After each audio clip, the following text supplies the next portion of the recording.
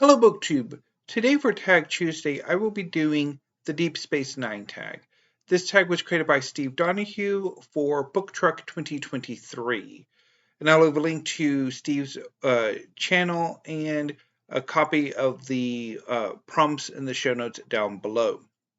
So, Star Trek Deep Space Nine is one of the Star Trek series that came out in the late 80s and early 90s, starting with Star Trek The Next Generation in the later 80s, and DS9 in the very early 90s, and then Voyager a year or two later.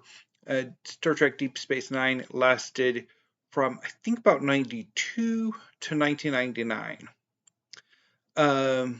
It is unique amongst the Star Trek series for being the only one set on a space station, the eponymous Deep Space Nine, which was originally the Cardassian space station Terok Nor that orbited the planet Bajor during the Cardassian occupation of Bajor.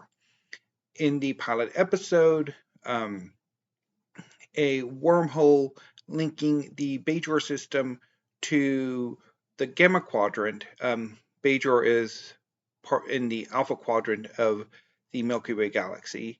Is discovered, and DS9 is moved to orbit the wormhole.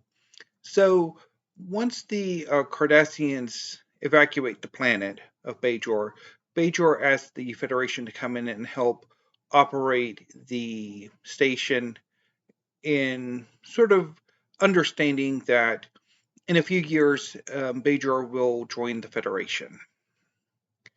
Anyway, and so Star Trek Deep Space Nine,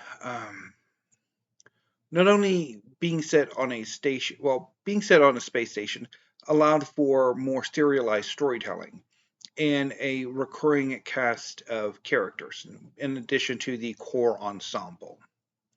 So each prompt features a major character, and let's get going. Although, before I begin, Star Trek Deep Space Nine is my favorite Star Trek series. When I first watched it, it blew me away, particularly the Dominion War saga that consumed the later seasons. It is amazing storytelling. But yeah, let's get going. Oh, and again, this is also part of an experiment I'm doing, in which I try different filming locations in my bedroom to see which locations work best. So this location is at the foot of my bed, where to my right is it's basically a shelving unit that I have turned into a bookcase, like a double-sided bookcase, where I have some science fiction and fantasy. Behind me is the literature section that's in the bookcase that my brother built for me, that I wish I could do something with, but I may eventually have to just get rid of it. And then to my left is the history wall. So let me know how this looks, how the lighting works, how everything works. Maybe I could try to do something about the ceiling. No. Oh, that'll be good. And all of that, and then I'll figure out exactly if I want to sort of change filming locations or what. But now, let's get on to the prompts, because I've spent about 4 minutes throat clearing, and I want to do 2 tags today. So, prompt number 1, Captain Sisko, the Emissary. So Captain Sisko is the main character. He is initially Commander Sisko, but is later promoted later in the series. He is played by Avery Brooks, and he is a lot more, I'd almost say he's a bit more militaristic than a lot of the other captains have been, particularly before him. He's certainly very different than Kirk and Jean-Luc Picard. Um, he's a wonderful character, a wonderful character. Um, so the question is are you religious? And does organized religion play any role in your life? So I am not religious. I am an atheist. And I like organized religion as it's usually defined, which is sort of Christianity or Judaism, Islam. Those don't.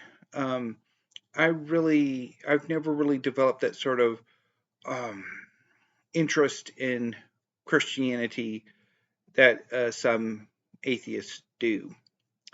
And that Christian tradition has never really affected me all that much. I don't really quite get it. But that said, I do have a soft spot in my heart for the pre-Christian polytheistic religions of the like Southern Europe and the Levant, Near East, ancient Egypt.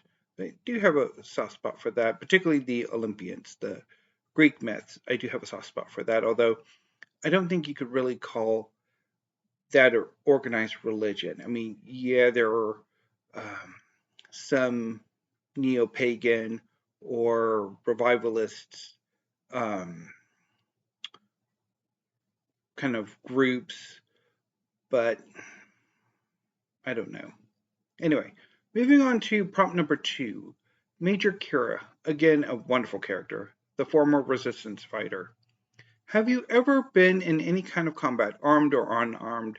The only combat I've ever been in is I would sometimes play wrestle with my brother, and I did one time get into a brief fight with him, but that's it. Um, Prompt number 3, Chief Engineer O'Brien, Keiko's husband. So Miles O'Brien originated on Star Trek The Next Generation, and then he moved to Deep Space Nine when that spun off. And he was married to another recurring character on The Next Generation named Keiko O'Brien, um, who moved with him to DS9. And she was a recurring character. They probably could have done more with her.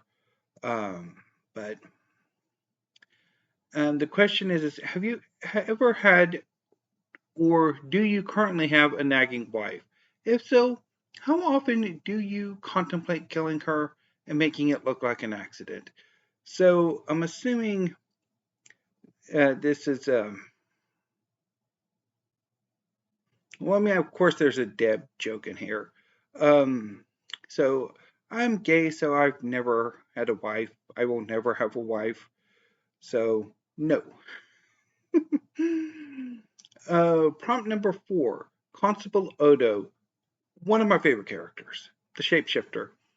So Odo is a changeling who we discover later in the series that his people, when he finally meets them, are the leaders of an anti-federation called the Dominion that tries to conquer the Federation in the later seasons of Star Trek Deep Space Nine.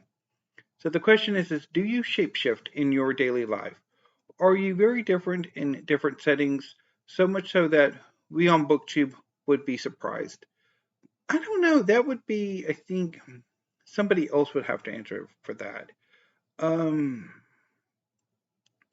I think I'm fairly consistent, although maybe I'm a bit more manic off of BookTube. I don't know. Um,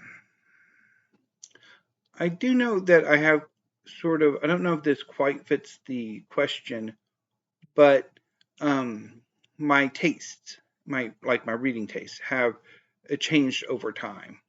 So that could be an example where when I was in my early teens, I started off with mysteries. I could not get enough mysteries. And then I moved gradually to science fiction and fantasy, which was for such a long time my favorite genre of fiction. I could not get enough of it. I breathed science fiction and fantasy. And I've just recently started to move away from science fiction and fantasy to history. But that's a subject for the next tag I'm planning on doing today, if I have enough time. Um, so prompt number 5, Science Officer Jadzia Dax, centuries old. So Jadzia Steve Donahue does a wonderful job talking about Jadzia. What's your relationship with science? Have you studied it? How much of it plays a part in your life? So, of course, like all 21st century humans, science plays an absolutely vital role in our lives. I mean, the technology we have, the food we eat, just everything is a product of science. So it is omnipresent even if we don't necessarily think about it. I haven't studied science as much as I would have liked. There When I was younger, I was fairly interested in science, particularly biology, but that faded out, and I regret that. I sometimes wish I had a larger science section to my library rather than the pitiful half shelf that it is right now.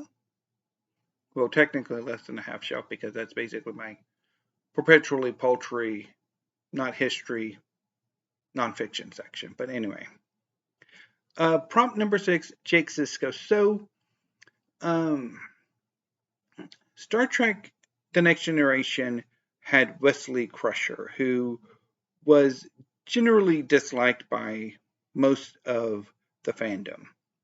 And DS9 had Jake Sisko, who was the son of Commander Sisko. And he started off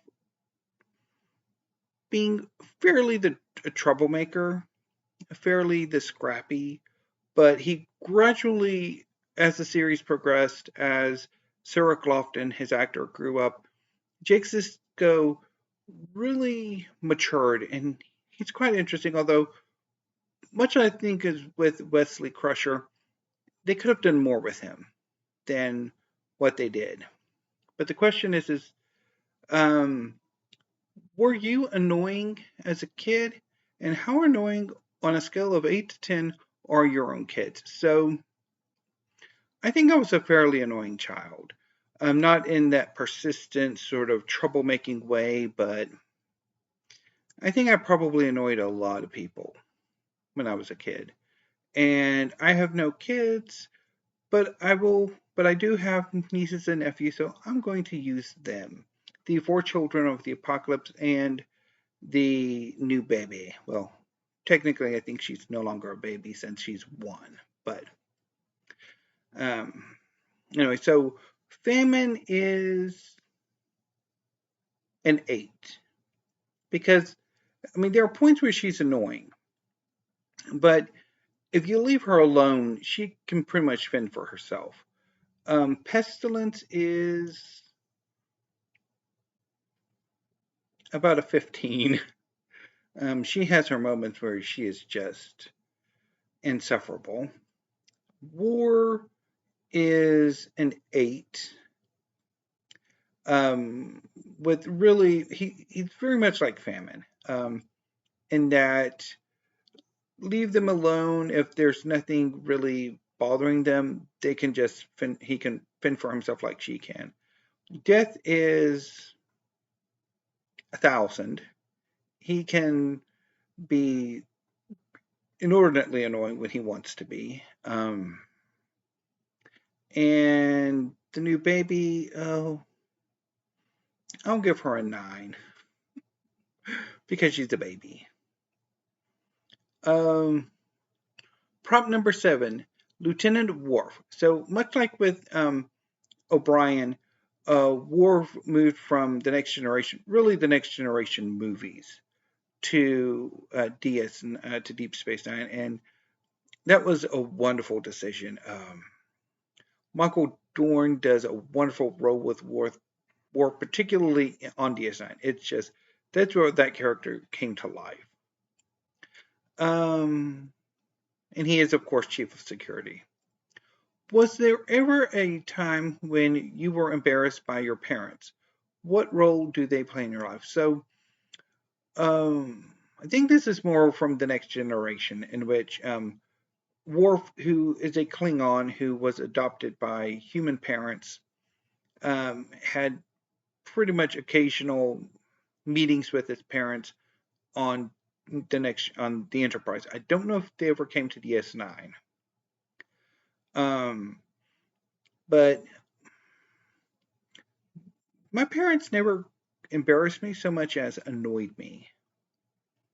And as far as my relationship with them, I never had much of a relationship with my father. And he passed about 5 years ago now, I think. And I take care of my mom. She's in a disabled and needs care. And I can't really talk about that because of policies and stuff.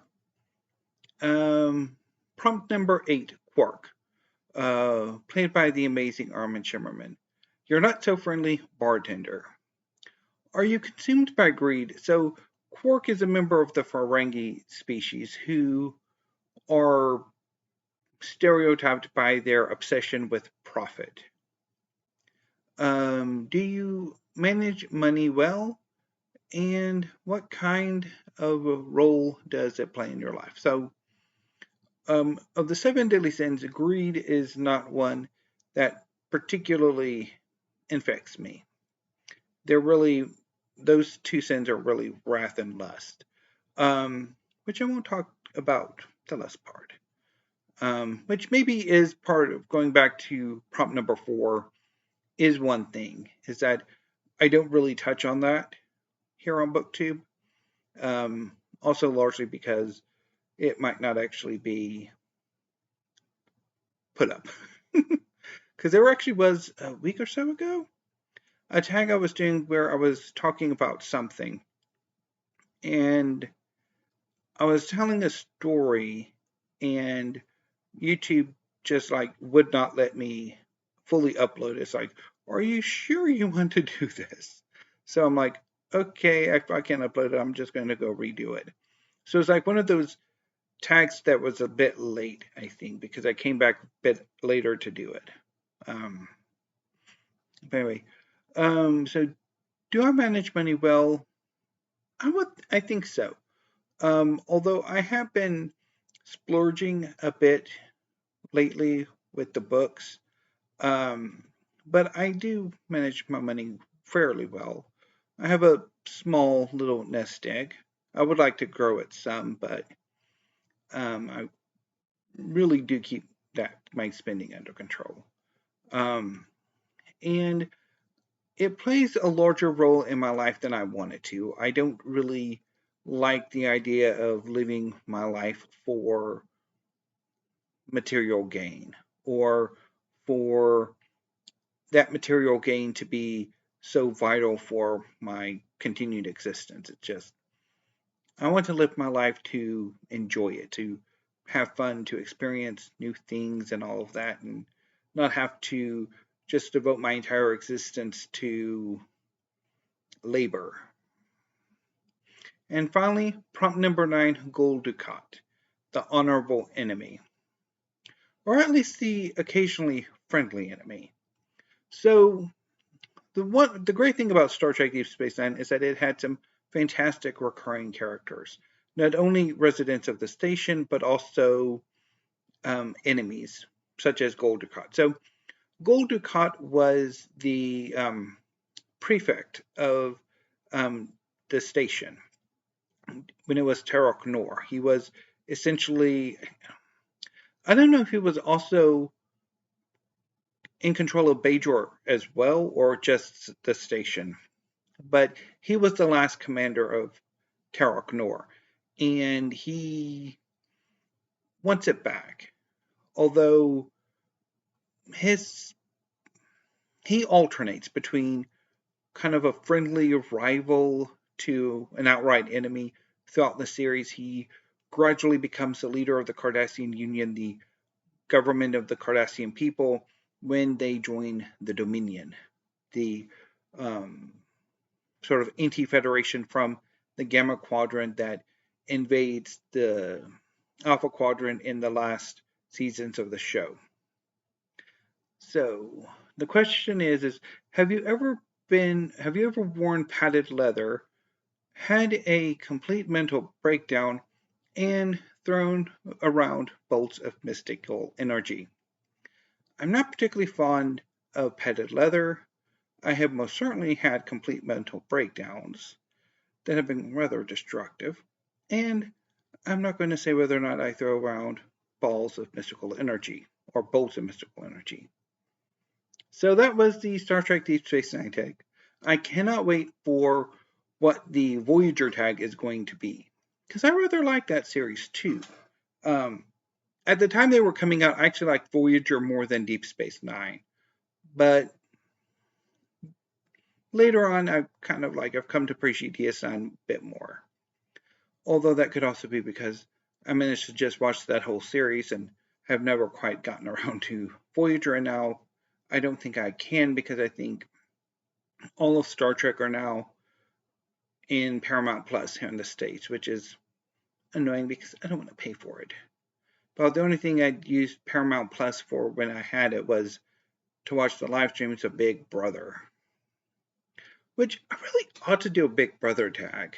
Anyway, so that was the Star Trek Deep Space Nine tag. If you would like to do this tag, consider yourselves tagged. And before I go, I do want to do a quick bit of show and tell to see how the camera picks up